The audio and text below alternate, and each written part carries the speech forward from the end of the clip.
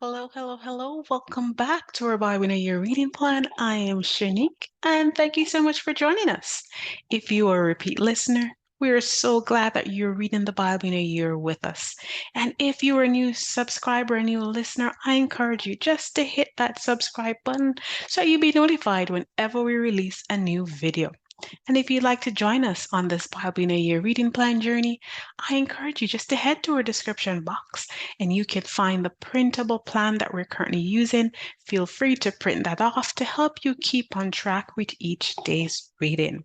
All right, it's time to jump into the reading for today, and we'll be reading from Numbers chapter 14 to 15, and it will be read from the New American Standard Bible.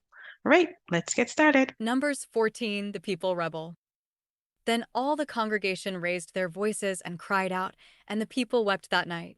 And all the sons of Israel grumbled against Moses and Aaron, and the entire congregation said to them, "If only we had died in the land of Egypt, or even if we had died in this wilderness. So why is the Lord bringing us into this land to fall by the sword?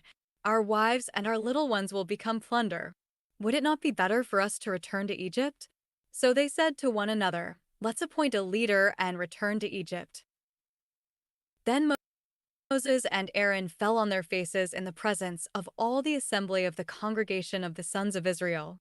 And Joshua the son of Nun and Caleb the son of Jephunneh, of those who had spied out the land, tore their clothes, and they spoke to all the congregation of the sons of Israel, saying, "The land which we passed through to spy out is an exceedingly good land.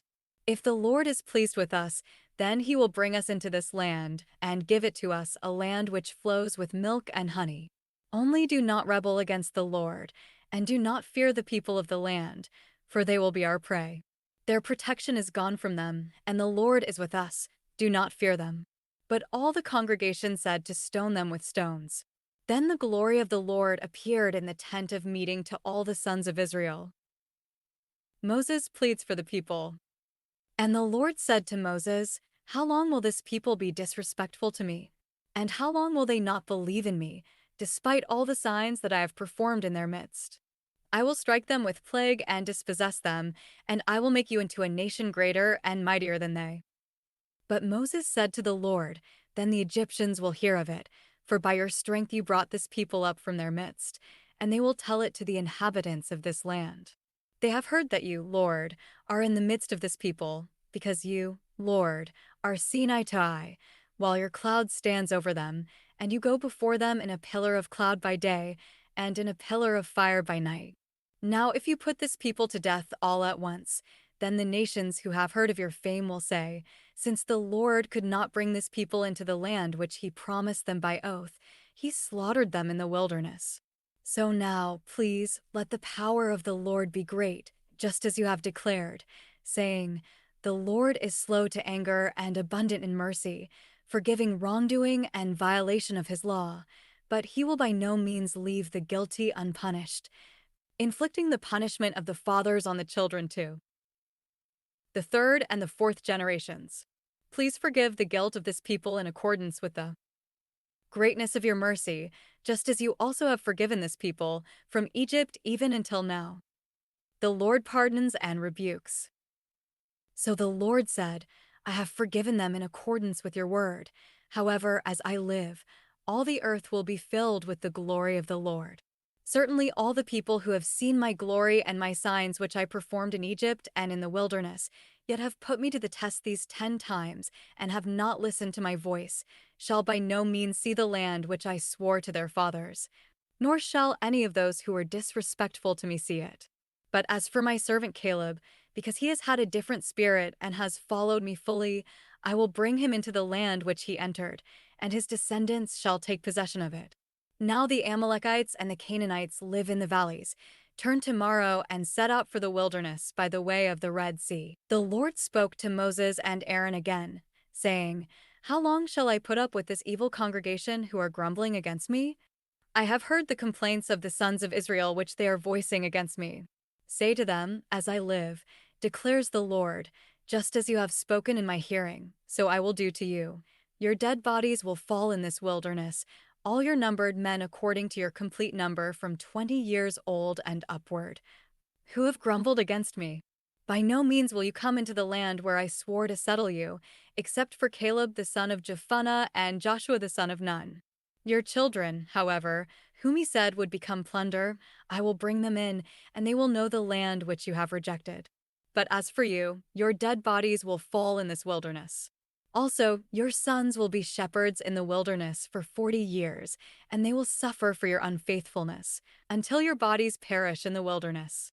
In accordance with the number of days that you spied out the land, 40 days, for every day you shall suffer the punishment for your guilt a year, that is, 40 years, and you will know my opposition.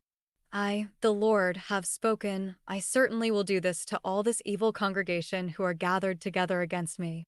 They shall be worn out in this wilderness, and there they shall die. As for the men whom Moses sent to spy out the land, and who returned and led all the congregation to grumble against him by bringing a bad report about the land, those men who brought the bad report of the land also died by a plague in the presence of the Lord. But Joshua the son of Nun and Caleb the son of Jephunneh remained alive out of those men who went to spy out the land. Israel repulsed.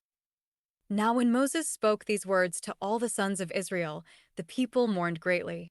In the morning, however, they got up early and went up to the ridge of the hill country, saying, Here we are, and we will go up to the place which the Lord has promised, for we have sinned. But Moses said, Why then are you violating the command of the Lord, when doing so will not succeed? Do not go up, for the Lord is not among you, to prevent you from being defeated by your enemies. For the Amalekites and the Canaanites will be there to confront you, and you will fall by the sword, since you have turned back from following the Lord. And the Lord will not be with you.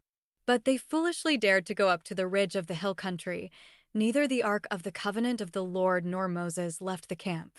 Then the Amalekites and the Canaanites who lived in that hill country came down, and struck them and scattered them as far as Hormah. Numbers 15 Laws for Canaan.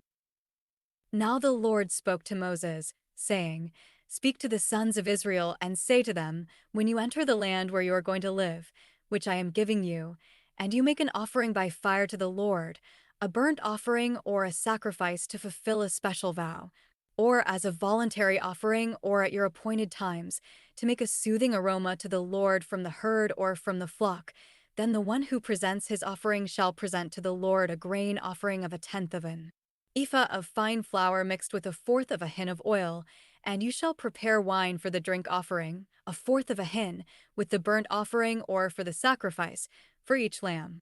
Or for a ram you shall prepare as a grain offering 2/10 of an ephah of fine flour mixed with 1/3 of a hin of oil, and for the drink offering you shall offer 1/3 of a hin of wine as a soothing aroma to the Lord.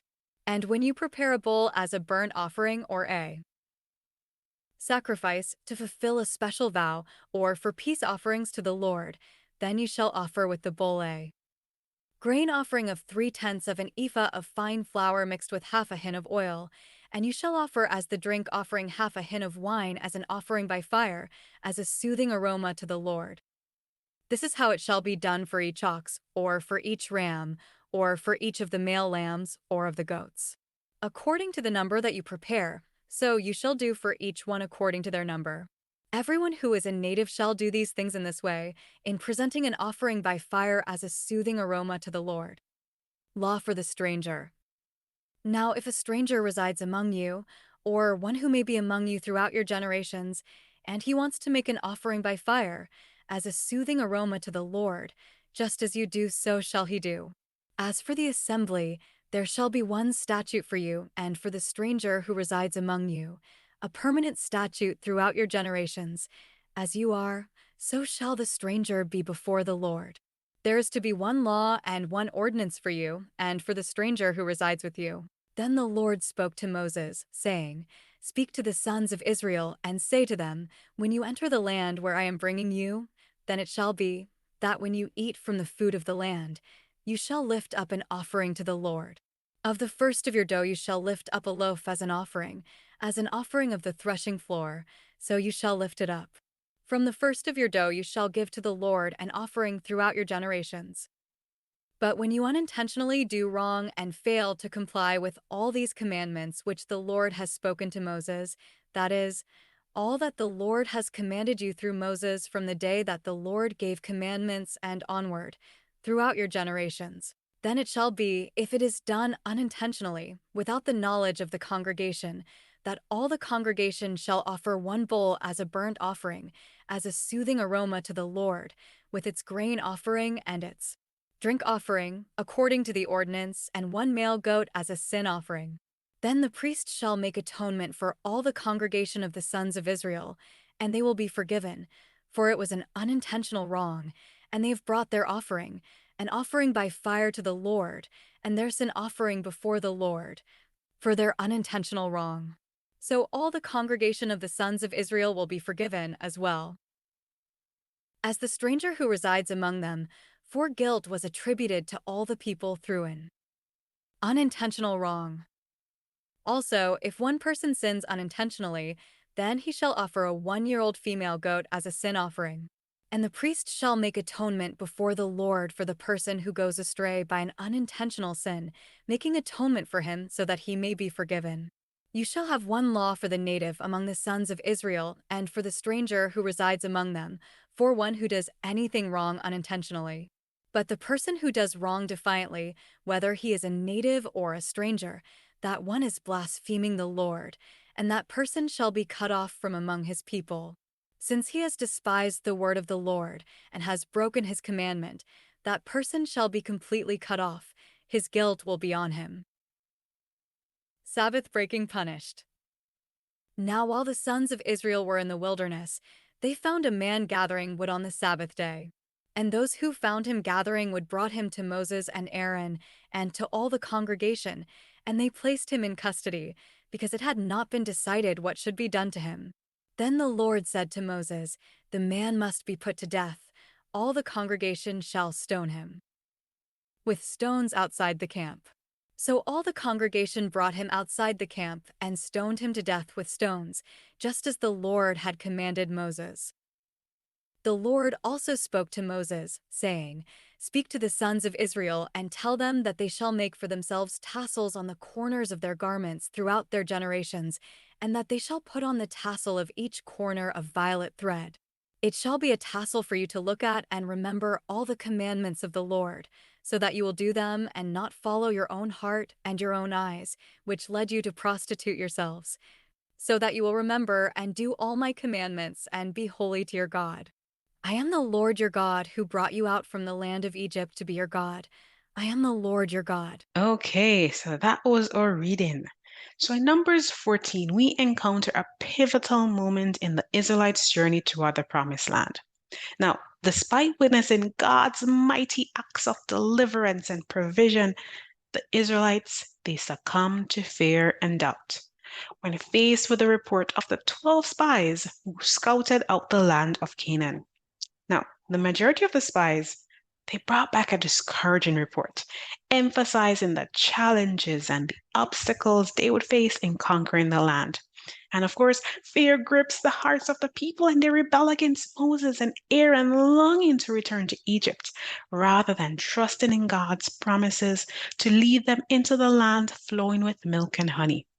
Now, in the face of this faithlessness, Caleb and Joshua, they stand as beacons of faith and courage, and they boldly declare, "The land we pass through and explored is exceedingly good. If the Lord is pleased with us, he will lead us into that land, a land flowing with milk and honey, and will give it to us." Despite the overwhelming opposition and fear of the majority, Caleb and Joshua chose to trust in God's faithfulness and power to fulfill his promises. Now, God's response to the Israelites' rebellion is severe. Now, because of their lack of faith, he declares that none of the adults who left Egypt would enter the promised land. Only Caleb and Joshua, who remained faithful, would inherit the land. Now, like the Israelites, we are often faced with daunting challenges and uncertainties that threaten to overcome and overwhelm us with fear and doubt. But in these moments, God calls us to choose faith, over fear, to trust in His promise even when the odds seemed stacked against us. Today, I just want you to reflect on this. In what areas of your life do you struggle with fear and doubt? And how can you cultivate a spirit of faithfulness and obedience, trusting in God's promises even in the face of opposition and uncertainty? May we be inspired by the example of Caleb and Joshua and choose to trust in God's faithfulness and power to lead us through every trial and into the abundant life He has promised. All right, thank you so much for joining us for today's podcast episode. Please do join us tomorrow again as we explore our Bible in a Year reading plan.